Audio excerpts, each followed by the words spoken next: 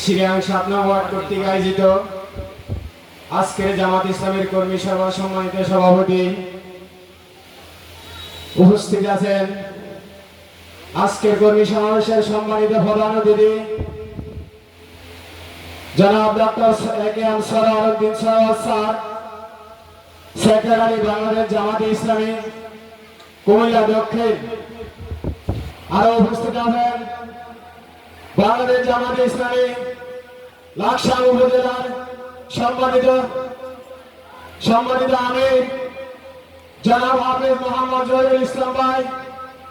আরো উপস্থিত আছেন বাংলাদেশ জামাতে ইসলামী লাকসাম উপজেলা তথা অত্র ইউনিয়নের সম্মানিত কর্মী ভাইরা, আসসালামু আলাইকুম ওয়া রাহমাতুল্লাহি ওয়া বারাকাতুহু।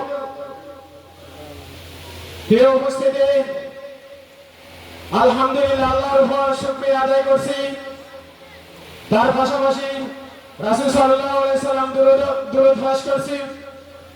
আমরা বিগত 15-16 বছর এইভাবে ঘরোয়াভাবে মুক্ত পরিবেশে কখনো কোরআনের সঠিক সিদ্ধান্তগুলো, রাসূল সাল্লাল্লাহু আলাইহি সাল্লামের সঠিক সিদ্ধান্তগুলো আমরা জনসম্মুখে বলতে পারি নাই। আজকে আলহামদুলিল্লাহ আল্লাহ তাআলা আমাদেরকে সুযোগ করে দিয়েছেন, আল্লাহ তাআলা আমাদেরকে সময় দিয়েছেন কোরআনের সঠিক সিদ্ধান্তগুলো, রাসূল সাল্লাল্লাহু আলাইহি সাল্লাম সঠিক আদর্শগুলো এই সমাজে রাষ্ট্রে বাস্তবায়ন করার জন্য আল্লাহ তাআলা আমাদেরকে সুযোগ করে দিয়েছেন। সেই মহান মনিবের দরবারে উচ্চ স্বরে বলবেন আলহামদুলিল্লাহ।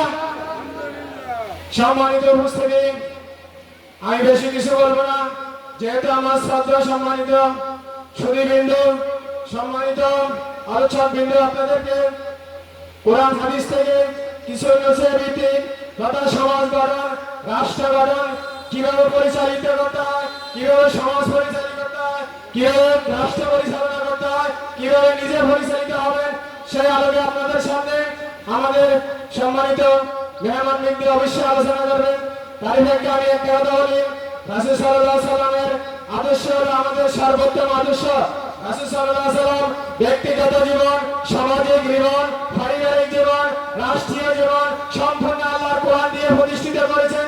আমরা যদি সেই রাসূলের উম্মত আশা করি, রাসূল সাল্লাল্লাহু আলাইহি সাল্লামের সুপারিশ আশা করি, অবশ্যই রাসূল সাল্লাল্লাহু আলাইহি সাল্লাম যেভাবে সমাজ, রাষ্ট্র, নিজে দাওয়াতি কাজ যা যা করেছেন সমস্ত রাসূল সাল্লাল্লাহু আলাইহি সাল্লামের আদর্শ অনুযায়ী অবশ্যই আমাদেরকে করতে হবে। কিন্তু আমরা দুর্ভাগ্যজনক হলে সত্য, আমরা কিছু মুসলমান, কিছু মানুষ রাসূলের আদর্শ অর্ধেক মানি না। মিলাদে, কিয়ামে, দুরুদে, নামাজে, রোজা এগুলো আমরা মানি, এগুলো আলহামদুলিল্লাহ সবার মানা ফরজ। কিন্তু রাসূল সাল্লাল্লাহু আলাইহি সাল্লাম 10 বছর মদিনা নামক রাষ্ট্রকে কোরআন দিয়ে চালিয়েছেন। সাহাবীরা 30 বছর কোরআন দিয়ে রাষ্ট্র চালিয়েছেন। এই কথাগুলো এই রাষ্ট্র পরিচালনার ক্ষেত্রে আমরা অধিকাংশ মুসলমান, 50% মুসলমান আমাদের দেশে আমরা যাই না।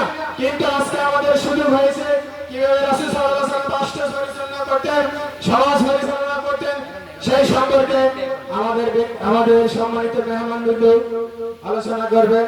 সম্মানিত সুধীবৃন্দ, সম্মানিত এলাকাবাসী, আমি আমার বক্তব্য বেশি দীর্ঘায়িত করব না।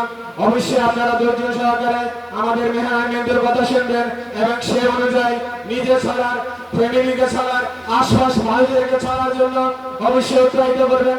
সামনে ইলেকশন আসতেছে, আপনাদের চিন্তা ভাবনা, আপনাদের বিবেক, আল্লাহ আপনাদেরকে বিবেক দিয়েছে, বুদ্ধি দিয়েছে, সমস্ত বিবেক বুদ্ধি বিবেচনা করে অবশ্যই আপনারা সামনে দাঁড়িপাল্লা মার্কা আমরা ইনশাআল্লাহ জয়যুক্ত করতে চাই, ঠিক কিনা? ইনশাআল্লাহ এই দেশে সব প্রকার শাসন হবে, আল্লাহর আইন কায়েম হবে। এই বলে আমি আমার সংক্ষিপ্ত বক্তব্য এখানে শেষ করছি। আসসালামু আলাইকুম ওয়া রাহমাতুল্লাহি ওয়া বারাকাতুহু। ধন্যবাদ জানাচ্ছি শফিকুর রহমান ভাইকে।